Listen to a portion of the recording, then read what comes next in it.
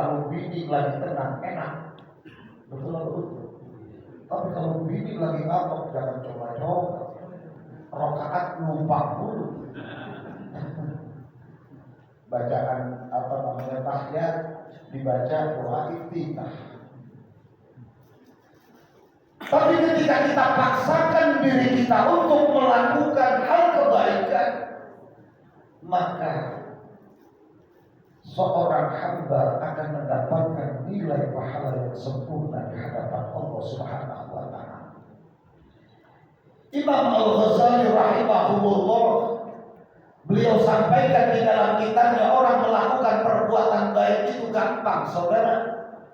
Tetapi yang paling sulit adalah istimrariyah fil khair. Dia selalu istimrar, terus menerus berada dalam kebaikan. Maka inilah yang sulit, saudara. Makanya Lailatul Ijtimai ini hanya orang-orang yang hebat saja yang mampu melakukan itu. Ya walaupun memang acaranya kopi. Makanya saya katakan, sering saya ngomong sama anak-anak NU Pegadungan, kalau bikin acara NU itu jangan saudara resmi, jarang yang datang. Undangnya ngopi bersama. Kenapa? Karena hal seperti ini sulit untuk dilakukan oleh orang-orang yang tidak punya istimrariyatun fil khair. Continue dalam melakukan perbuatan baik. Sehingga kata Nabi, ukurannya adalah al-ibadatu fil haraj kahijratin ilayya. Melakukan ibadah dalam kondisi yang berat, maka nilai pahalanya kata Nabi kahijratin ilayya, seperti dia melakukan hijrah kepada orang Puncak melakukan sholat subuh, pahalanya lebih gede bila dibandingkan dengan orang Jakarta. Orang Jakarta nggak biasa karena nggak ada dingin dikit terpuruk orang Jakarta. Tapi bagaimana dengan orang Puncak yang dalam keadaan dingin, tapi dia terus paksakan dirinya untuk melakukan ibadah, untuk melakukan qiyamul lail, sholat malam, kemudian qiraatul Quran, baca Al-Quran, dan zikir-zikir yang lain yang merupakan tradisi aslafuna as-salihun, ulama-ulama salaf kita. Apalagi santri, ini kan rata-rata santri. Orang kalau sudah masuk NU, orang kalau sudah mengatakan NU berarti dia santri. Jangan lupa zikir. Saya banyak murid-murid saya yang kiai, yang ustaz pada datang ketika saya bangun pondok nggak pakai proposal pada ibu. Kiai kok bisa miliaran nggak pakai proposal? Saya katakan santri itu jangan pernah kalah dengan orang lain, apalagi urusan janda, urusan cewek. Itu kunci. Zikir itu kunci. Makanya ketika Lailatul Ijtimai ini mesti dilestarikan. Kenapa? Karena zikir adalah merupakan kekuatan kita sebagai orang-orang yang beriman kepada Allah Subhanahu wa taala. Cuma zikir jangan terlalu malam. Orang itu kalau ngadain acara nggak malam-malam banget. Kalau bisa zikir itu setengah 8, jam 9 beres. Kasihan yang tua anggot dulu. Dia kalau yang muda nggak peduli kan begitu.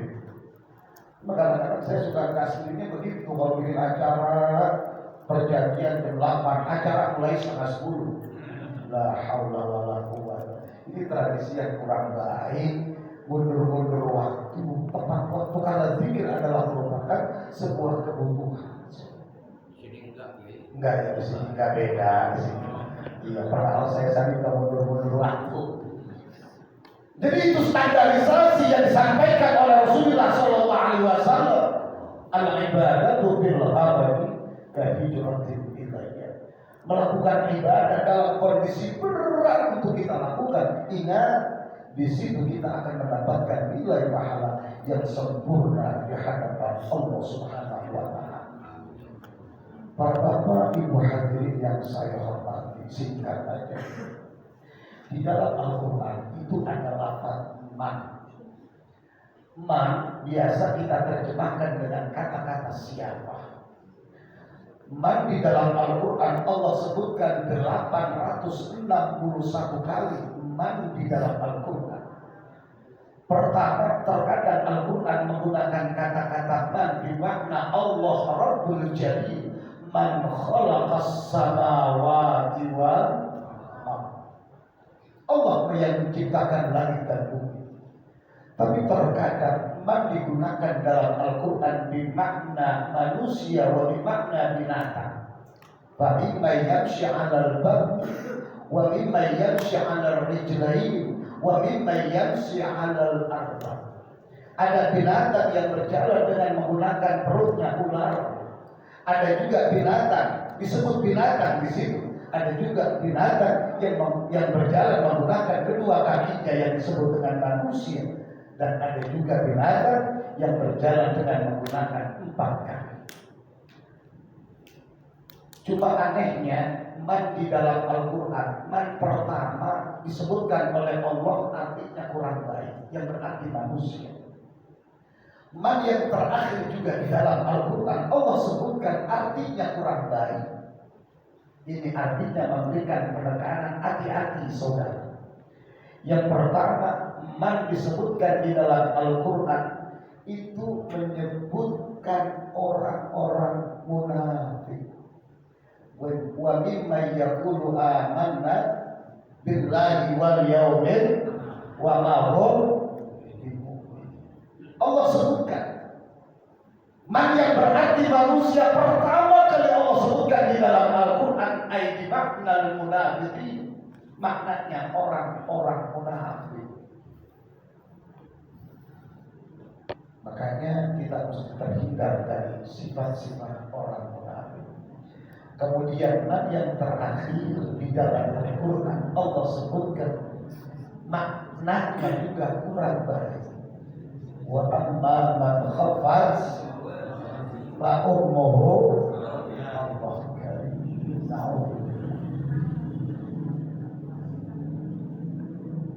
Jadi ini yang mesti kita renungkan saudara. Jangan sampai kita termasuk aksarun nas, man yang pertama disebutkan di dalam Al-Quran dan juga man yang terakhir yang Allah sebutkan di dalam Al-Quran.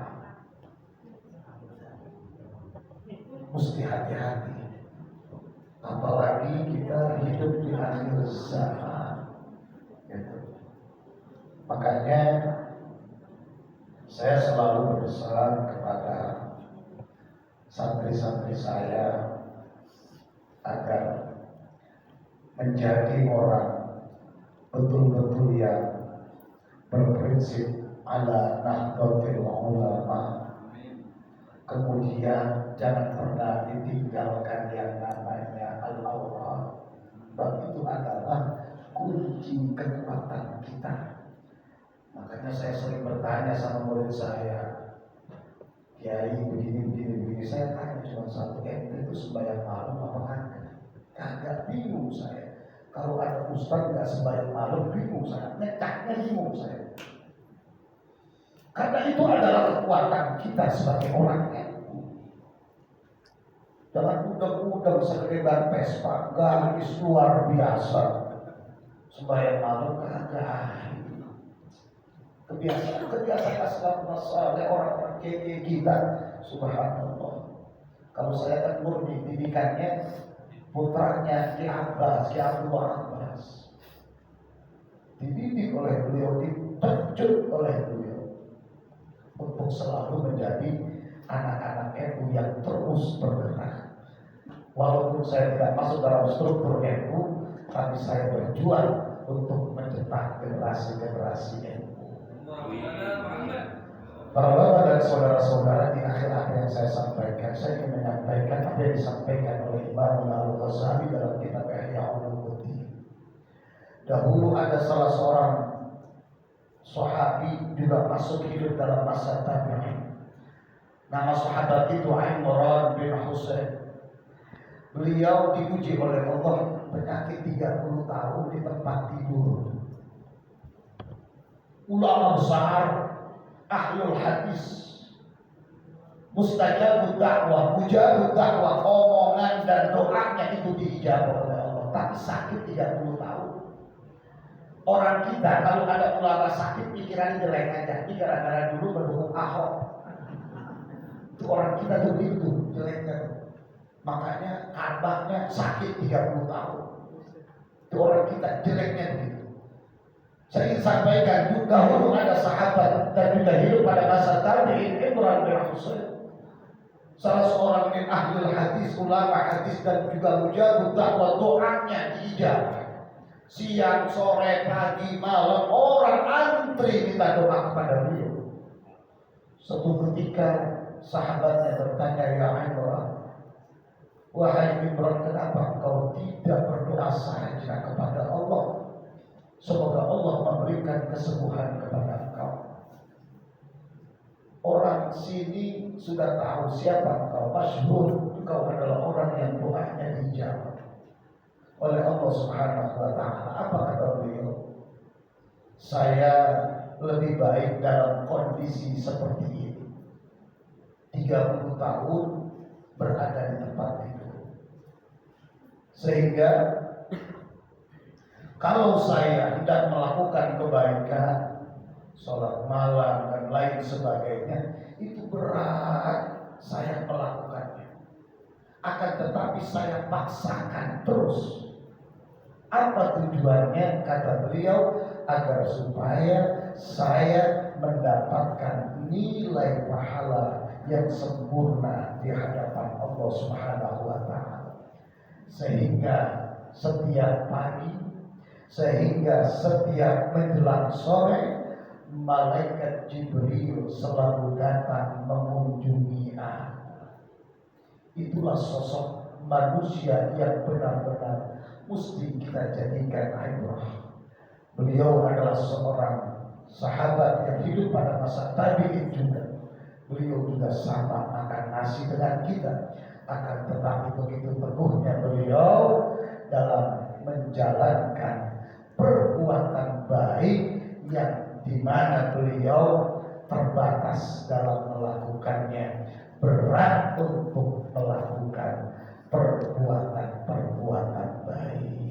Oleh karena itu saya hanya sekedar mengingatkan, terus kita lanjutkan kebiasaan baik yang dilakukan pada perkumpulan Lailatul Ijtima.